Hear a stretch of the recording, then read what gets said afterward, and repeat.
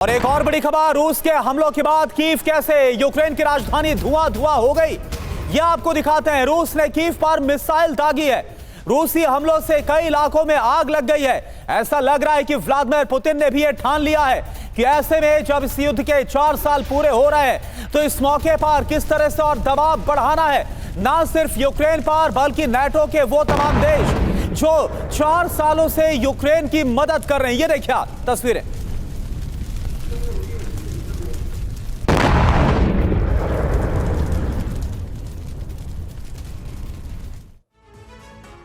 और देखिए इस बीच आसमान में भी रूस यूक्रेन की टक्कर चल रही है। रूस ने यूक्रेन के ड्रोन को इंटरसेप्ट किया है। एल्का ड्रोन से यूक्रेनी ड्रोन को किया गया है नष्ट। ये ताजा खबर सामने आ रही है। ये देखिए तस्वीरें इस वक्त आपके सामने।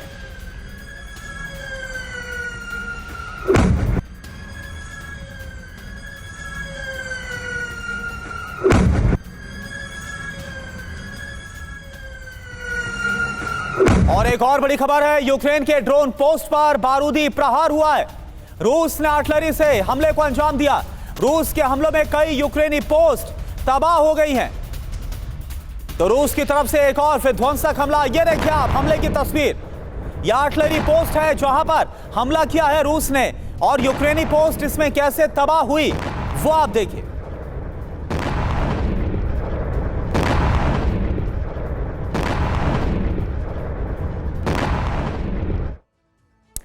तो यूक्रेन के अहम ठिकानों पर अटैक की खबर है। रूस का मिसाइल से विनाशक प्रहार सामने आया है। हमले में पूर्वी यूक्रेन की फैक्ट्री तबाह हो गई है। यूक्रेन के अहम ठिकानों पर रूस ने चुन चुन कर किया है अटैक। तस्वीरें आप देखिए किस तरह से रूसी मिसाइल ने किया है जबरदस्त नुकसान।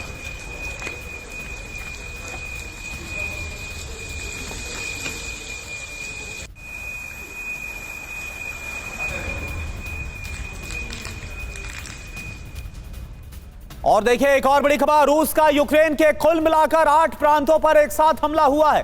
एक साथ प्रहार। 24 घंटे में 297 ड्रोन से हमला किया। यह बहुत बड़ा हमला है।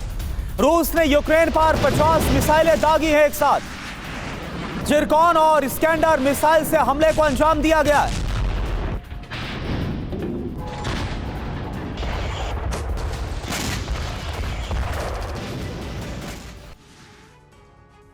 तो आपने देखा जंग के मैदान में कैसे अभी भी बरस रहा है बारूद। अब आपको रूस यूक्रेन युद्ध की 24 घंटे की रिपोर्ट दिखाने जा रहे हैं। 24 घंटे में रूस ने यूक्रेन के 8 प्रांतों पर हमले किए, जबकि यूक्रेन ने 2 जगह ड्रोन अटैक किया। रूस ने यूक्रेन पर 297 ड्रोन दागे, तो यूक्रेन ने 100 से ज्यादा ड्रोन से रूस पर किया बड़ा हमला। रूस ने यूक्रेनी इलाकों में 50 मिसाइलों से घातक प्रहार किए, जबकि रूस ने 100 ड्रोन में से 86 ड्रोन नष्ट कर दिए। रूस ने यूक्रेन के ऊर्जा ठिकाने और रिहायशी इमारतों को टारगेट किया। रूसी फौज ने यूक्रेन की राजधानी Kyiv, Odesa, Kharkiv, Dnipro, Petrovsk, Mykolaiv, Poltava, Sumy और किरोवोग्राद पर बारूदी प्रहार किया। और हमारे साथ तमाम खास मेहमानों का पैनल इस वक्त मौजूद है। संजय कुलकर्णी सर, पहला सवाल आपसे। 4 साल पूरे हो गए, 5वें साल में यह जंग प्रवेश कर गई। 2022 में जब हमने रूस यूक्रेन जंग की खबरें दिखानी शुरू की, चर्चा की शुरुआत की, आप तमाम खास मेहमानों ने हमें ज्वाइन करना शुरू किया।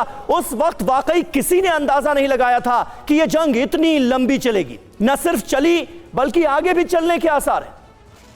बिल्कुल समीर, बहुत बहुत धन्यवाद। जैसे आपने कहा, दूसरे महायुद्ध के बाद रूस के साथ ये सबसे बड़ा जंग है। इससे बड़ा जंग सेकेंड वर्ल्ड वॉर में भी नहीं हुआ।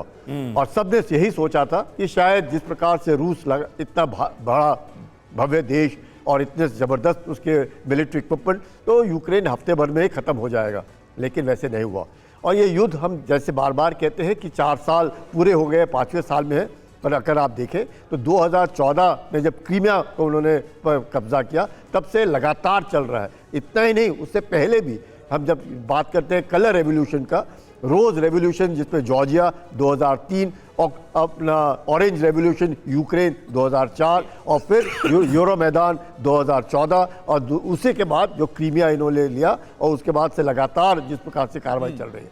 लेकिन सवाल ये है कि ऐसे कैसे हो गया, इतना बड़ा देश, इतना सब कुछ होते हुए रूस के पास यूक्रेन कैसे टिका, और किस प्रकार से ये लड़ाई शुरू होने से पहले ही डोनबास का जो रीजन है, जिसको हम बार बार कहते हैं डोनेट्स एंड लुहान, इसका काफी कुछ हिस्सा रूस ने पहले ही पकड़ रखा था। क्रीमिया उनके पास था 2014 में, और ये लड़ाई जो 2022 में शुरू हुई उससे पहले उनके पास, उसके बावजूद भी यूक्रेन को जिस प्रकार से मदद मिली अमेरिका से, नेटो से, और यही कारण है कि आज रूस को जबरदस्त टक्कर देने की जो काबिलियत यूक्रेन रख रहा है। कहा जाता है कि इसमें पूरी लड़ाई में तकरीबन 8 लाख लोग मारे जा चुके हैं। बिल्कुल बिल्कुल। अब ये कहना ये 8 लाख कैसे है, कितना हुआ, अभी तक कोई विश्वसनीय कोई बात नहीं है, पर कहा जाता है। लेकिन सर एक बड़ा नुकसान जरूर हुआ है, और हमारे साथ major general Ashwini Srivastava sir भी मौजूद है। श्रीवास्तव सर, अगर इस साल चौथे साल की अगर हम बात करें तो एक बड़ा बदलाव यह देखने को मिला कि डोनाल्ड ट्रंप आए और वो इस युद्ध से अपना एक हाथ पीछे खींचते हुए नजर आए। नाटो को कहा गया, वार्न किया गया कि अगर आप लोगों को मदद करनी है तो आप अपने बल पर करो। तो क्या आपको लग रहा है कि अब जब 5वें साल में यह युद्ध प्रवेश कर रहा है तो कोई समाधान निकलेगा, या फिर हम वही देखेंगे जो लगातार जिक्र होता आया है, नाटो वर्सेस रूस?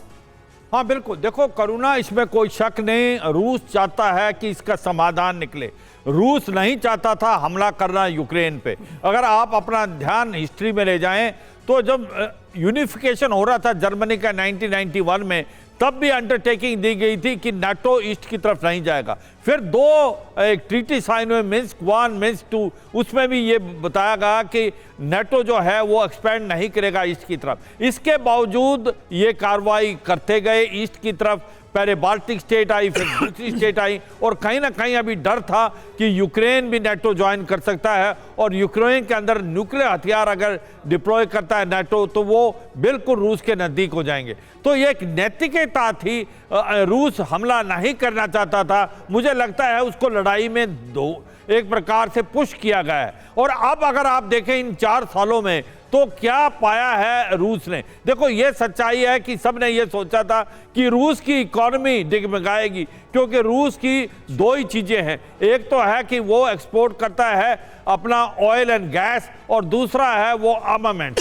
और ये सोचा था कि इसकी इकोनॉमी डिगमगाने से और ये लड़ाई नहीं लड़ पाएगा, मगर उल्टा हुआ। रूबल जो है डॉलर के मुकाबले में ज्यादा ताकतवर हुआ, रूस की इकोनॉमी बेटर हुई, और क्योंकि उनका ऑयल और गैस बिकता गया, जिसके अंदर चीन ने भी खरीदा, भारत ने भी खरीदा, टर्की ने भी लिया, और जो यूरोप था उसने भी गैस और ऑयल लेता रहा। इसी प्रकार से वो आर्मामेंट्स भी बनते रहे। हुआ क्या है, आज अगर नतीजा देखें तो रूस ने बहुत कुछ पाया है। क्रीमिया 2014 में ले लिया था। बिल्कुल बिल्कुल सही बात है सर, और 1461 दिन हो गए हैं, ये जंग लगातार जारी है। और बिल्कुल सही आपने कहा कि रूस का पलड़ा कहीं ना कहीं बहुत भारी नजर आ रहा है, वो भी तब जब यूक्रेन के साथ तमाम नाटो देश जंग लड़ते दिखे इन 4 सालों में।